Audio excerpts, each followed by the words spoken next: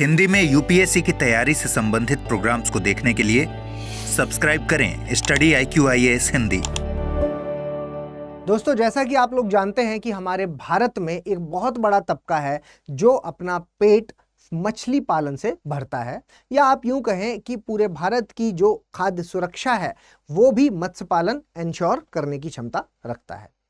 या हम पूरे अगर विश्व स्तर की बात करें तो पूरे विश्व में मत्स्य पालन अर्थव्यवस्था के मामले में भी अपना रोल है जो वो इंपॉर्टेंट रोल है जो वो अदा करता है।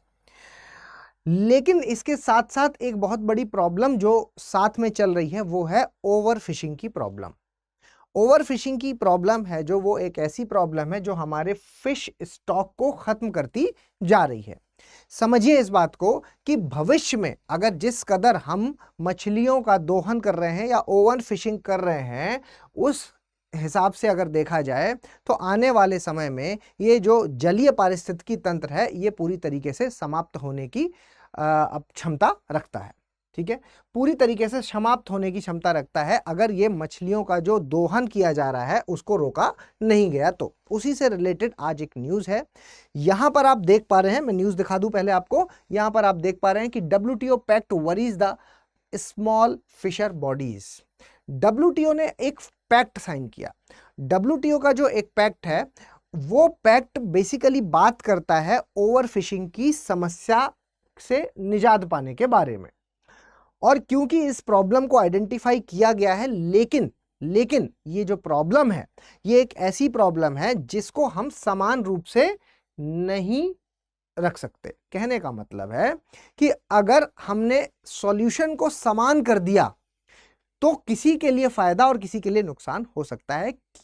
आप समझ पा रहे होंगे मेरी इस बात से कि मैंने इस वीडियो की शुरुआत इस तरीके से की थी कि भारत में एक बहुत बड़ा तबका मत्स्य पालन से अपना गुजारा कर रहा है ना। तो जब हम गुजारे की बात करते हैं तो मतलब यहां पर डेवलप्ड कंट्रीज के हित और डेवलपिंग कंट्रीज के हित अलग अलग हैं। यहां पर आप नीचे देख पा रहे होंगे कि small scale fisher organisations want subsidy negotiation to be kept out of the WTO। मतलब कुछ इस तरह की सब्सिडी की व्यवस्था जो पहले से मौजूद है उसको WTO ने समाप्त करने की बात कही है, जिसके अगेंस्ट में भारत का जो आज हम टॉपिक पढ़ रहे हैं, भारत का जो व्यू आया है, भारत की जो प्रतिक्रिया आई है उसके बारे में आज हम जानेंगे। ठीक है, चलिए सबसे पहले मैं आपको बता दूं कि देखिए एक पैक्ट साइन हुआ किसके किसके बीच में, भारत और ये देख लीजिए है ना WTO का और बाकी देशों के बीच में एक पैक्ट साइन हुआ जो कि था एग्रीमेंट ऑन फिशिंग। ठीक है, एग्रीमेंट ऑन फिशिंग सब्सिडीज। तो एग्रीमेंट ऑन फिशिंग सब्सिडीज है, इसके तहत क्या हुआ, एग्रीमेंट ऑन फिशिंग सब्सिडीज के तहत जो सब्सिडी दी जाती है, ठीक है, जो सब्सिडी दी जाती है मछुआरों को या जो भी मत्स्य पालन का काम करते हैं, फिशिंग का काम करते हैं, वो सब्सिडी बंद करने की बात यहां पर कही गई। ठीक है, तो सब्सिडी को खत्म करने की बात यहां पर की गई, एक चीज। ठीक है, दूसरी चीज यहां पर यह कही कि देखिए आपको समझना होगा कि हमारे यहां पर जो प्रॉब्लम है वो है ओवर फिशिंग, और अगर हम ओवर फिशिंग की प्रॉब्लम से निजात पाना चाहते हैं तो हमें सब्सिडी जो हम मत्स्य पालन में देते हैं या फिर फिशिंग में देते हैं उसको समाप्त करना होगा। और दूसरी चीज की जो हाई सीज है, ठीक है, जो हमारे हाई सीज हैं वहां से मछली पकड़ना यानी कि जो फिशिंग है उसको पूरी तरीके से समाप्त करना होगा। हाई सी समझते हैं आप, समाप्त। हाई सी देख लेते हैं एक बार। ये देखिए, ये फोटो में आप ये देख पा रहे होंगे कि किसी भी बॉर्डर की कोस्टलाइन की अगर हम बात करते हैं, मतलब अगर मैं भारत की बात करूं तो आप ऐसे समझ लीजिए इसको। ठीक है, तो अगर मैं इसकी बात करूं तो यहां से 12 नॉटिकल माइल, ठीक है, इस तटरेखा से 12 नॉटिकल माइल जो होता है वो शुरुआती 12 नॉटिकल माइल ये होता है टेरिटोरियल वाटर। ठीक है, ये हमारा ही क्षेत्र माना जाता है, टेरिटोरियल वाटर होता है। और यहां से इसके आगे का, ठीक है, इसके आगे का 12 नॉटिकल माइल मतलब तटरेखा से 24 नॉटिकल माइल तक, ठीक है। तो 24 नॉटिकल माइल तक की अगर बात करूं या इस पॉइंट से 12 नॉटिकल माइल की बात करें तो इसको हम बोलते हैं कंटिगुअस जोन बोलते हैं, या परस्यूट जोन भी बोलते हैं। यहां तक हम अपने एनिमी को खदेड़ सकते हैं। और इसके आगे का आप टोटल अगर 200 नॉटिकल माइल तक जाएंगे, जैसा कि ये पॉइंट है, ठीक है, ये तट रेखा से लेकर के 200 नॉटिकल माइल तक का जो ये पॉइंट है, इसको हम कहते हैं EEZ, EEZ, ठीक है। ये 200 नॉटिकल माइल होता है EEZ। और यहां पर ये जो 200 नॉटिकल माइल है, यहां पर जितने भी संसाधन होते हैं, जो भी संसाधन है, गैस है, वहां पर पेट्रोलियम प्रोडक्ट्स हैं, जो भी मिल रहा है उसका दोहन करना अलाउड होता है, ठीक है। लेकिन इसके जस्ट आगे, इस लाइन के आगे शुरू हो जाते हैं हाई सीज, हाई सी, ठीक है। तो ये है हाई सीज, जिसके लिए प्रतिबंध की लगाने की बात हो रही है फिशिंग को, ठीक है। फिशिंग पर प्रतिबंध लगाने की बात हो रही है कहां पर? हाई सीज में। तो समझ गए आप, EEZ के आगे वाले हिस्से में, ठीक है।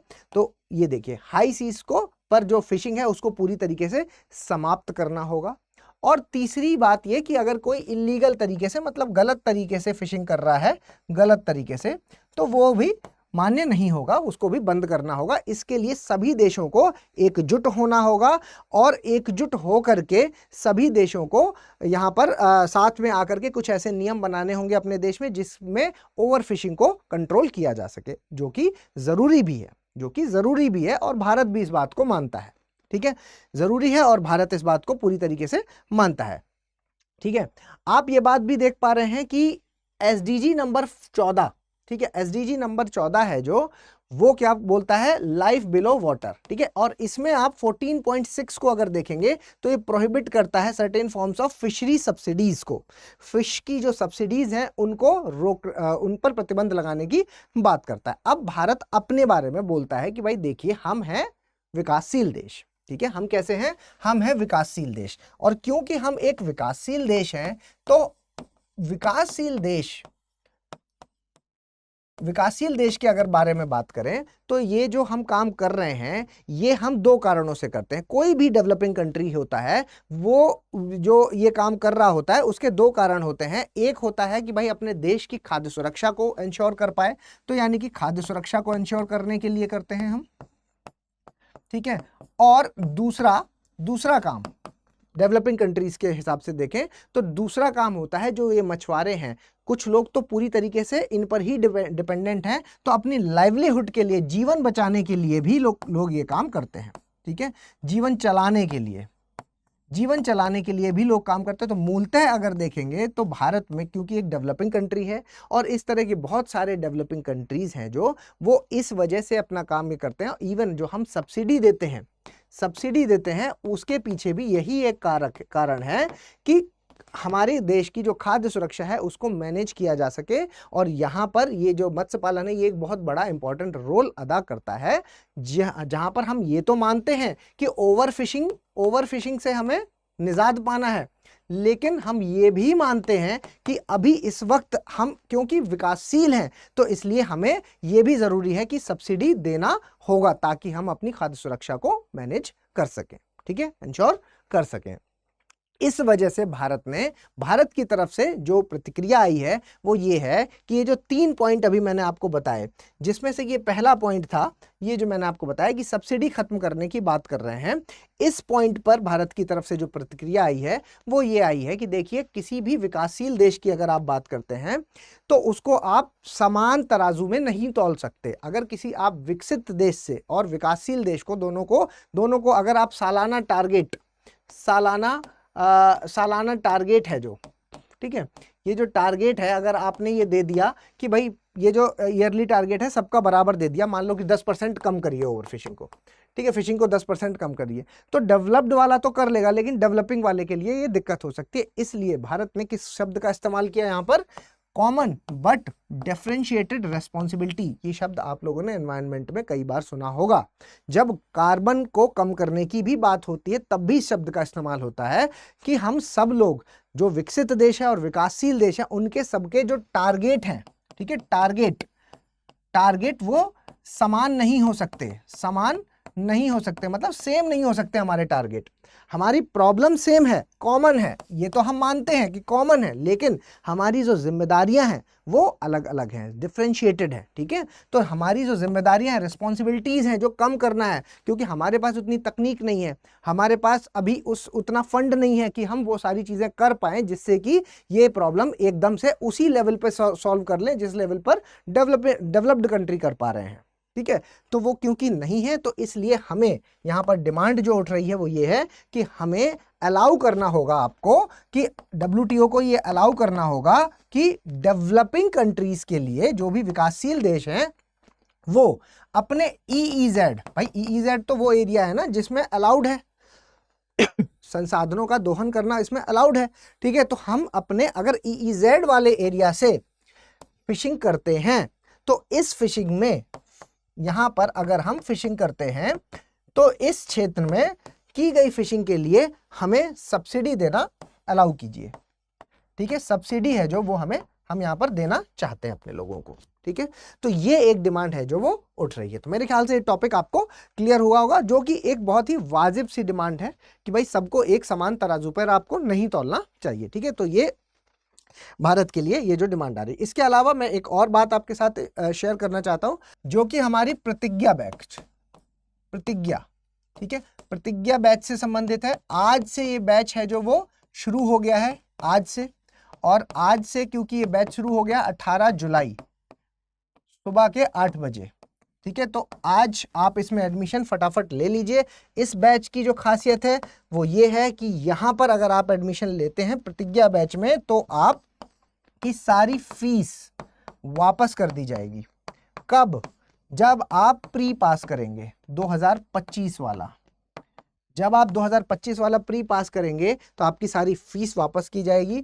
और दूसरा पॉइंट यहां पर यह है कि 1.5 साल का जो ये कोर्स है, उसके साथ आपको 1 साल एक्स्ट्रा है जो वो सब्सक्रिप्शन दिया जाएगा एक्स्ट्रा। ठीक है, तो कितना फीस लगेगी आपको इसमें आपकी जो फीस है, ये देख पा रहे हैं आप, 27,999 है। अगर आप आज एडमिशन लेते हैं, ओम लाइव का कोड इस्तेमाल कर लीजिएगा, तभी ये पॉसिबल है। ठीक है, तो फटाफट इसके साथ एनरोल हो जाइए, ताकि हम पेड बैच में आपके साथ पूरी सर्विसेज प्रॉपर तरीके से दे पाएं। और क्योंकि ये P2I बैच है, तो P2I बैच का मतलब हुआ कि प्री से लेकर के इंटरव्यू तक की सारी तैयारी यहां पर करवाई जाएगी। ठीक है, और किसी भी तरह की कोई भी प्रॉब्लम होती है तो उसके लिए आपको ओम द्विवेदी 007, ये मेरा पर्सनल टेलीग्राम आईडी है, जहां पर आप मुझे कांटेक्ट कर सकते हैं। ये जो PDF है ये मैं टेलीग्राम पर ओम द्विवेदी स्टडी IQ पर शेयर करूंगा। साथ ही अगर आप चाहते हैं इसको फटाफट डाउनलोड करना, तो आपको हमारे ऐप पर जाना है, स्टडी IQ के ऐप पर। ठीक है, स्टडी IQ के ऐप पर जाइए और ऐप में जा करके आपको ये PDF है जो वो मिल जाएगी, वहां से आप सीधे डाउनलोड कर सकते हैं। ठीक है, जल्दी मिलेंगे किसी और लेक्चर में, तब तक के लिए धन्यवाद। हिंदी में UPSC की तैयारी से संबंधित प्रोग्राम्स को देखने के लिए सब्सक्राइब करें स्टडी IQ IAS हिंदी।